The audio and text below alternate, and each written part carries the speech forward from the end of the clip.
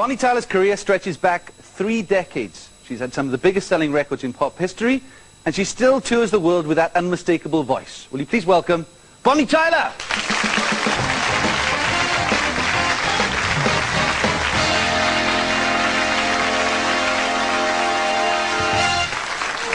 There we are, I made an impression. You look lovely. Oh, thank you very much. Fantastic. Eh? Good. It's a long way from Skewing, isn't it? It is, yeah. Did you ever think growing up in Skewing that all this could possibly happen, let alone in your wildest dreams? No, I knew I wanted to be a singer, but, you know, I wanted to be a singer to be on stage with a band, you know, and that would have been absolutely just great, you know.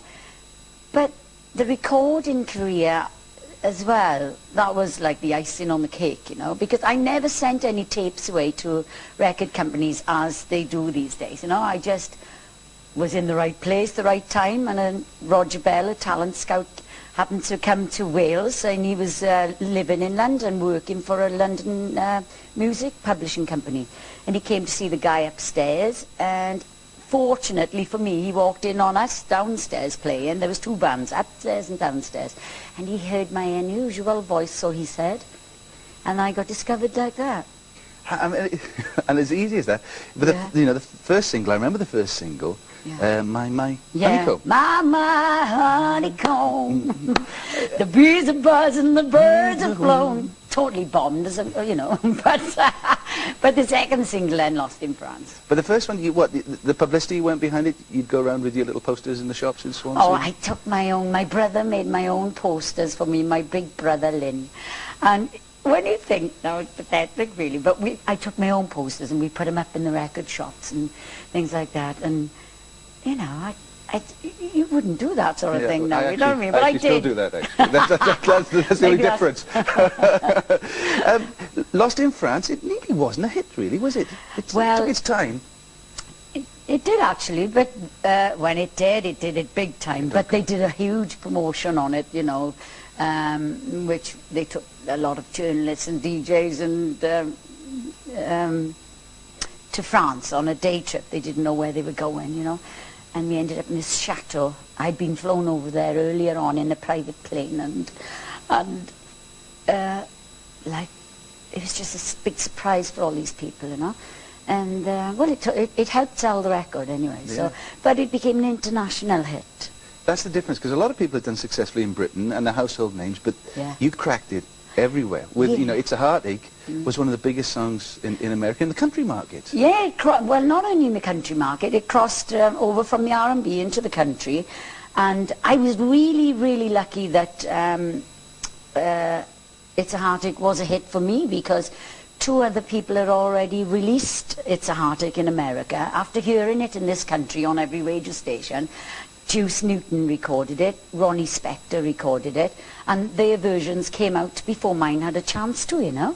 So, but I was lucky. They obviously didn't have that sort of edgy voice, which sold the record. Because when my version was released, I never forget, when I arrived in New York in the airport and got in the limo, darling, limo.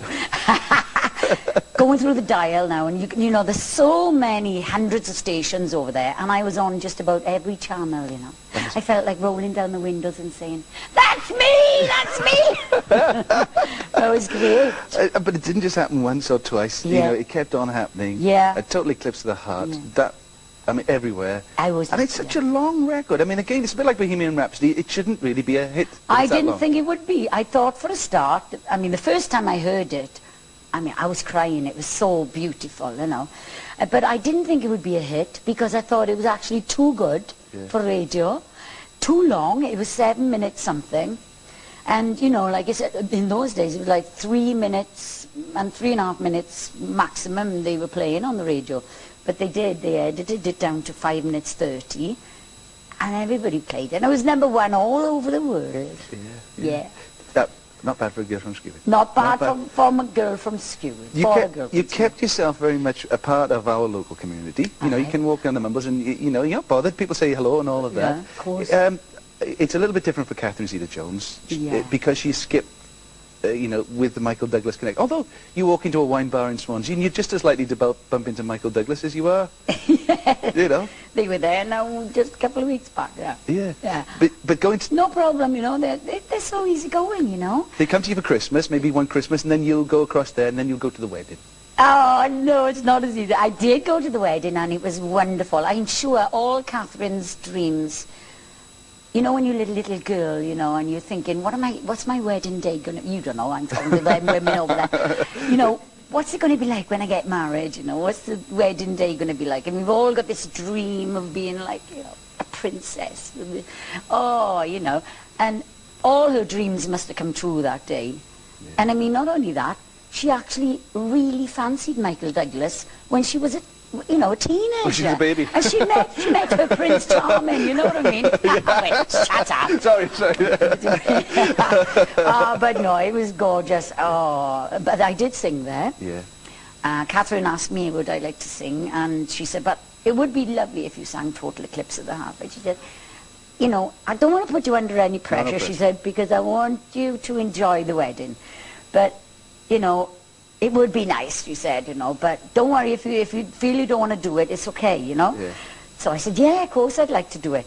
Trouble is, what I didn't realise was I was going to miss out on all this vintage champagne and vintage red wine that was flowing on every table, you know, because I never sing when I've had a drink, you know. I'm always sober when I sing, you know. Yes. Make up for it afterwards. For the band. Yeah, but I make up for them after. But, you know, once I've done my job, I'll have a few glasses of red wine then, you know. Yeah. But I drank one glass of vintage champagne from 7:30 until 12, and it was right under my nose, you know.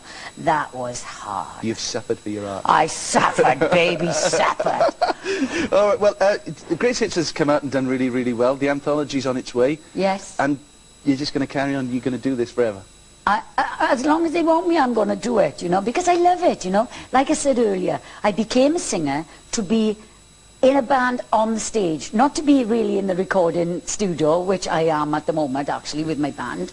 But, you know, the best thing is being on stage, isn't it? Like you love doing it. All right, cool. And it's great singing with your band. They're cooking. Hey, boys, did you hear that? Yeah. Put the kettle on as well when you're over there. Have you got time to do a quick song? Oh, I'd love to. That's great. Well, Bonnie Tyler, everybody.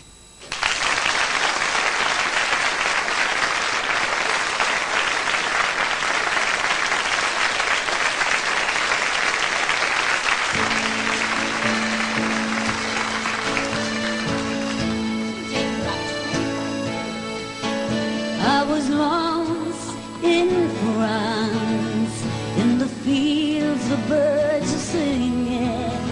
I was lost in France, and the day was just beginning. As I stood there in the morning rain, I had a feeling I can't explain. I was lost in France, in love.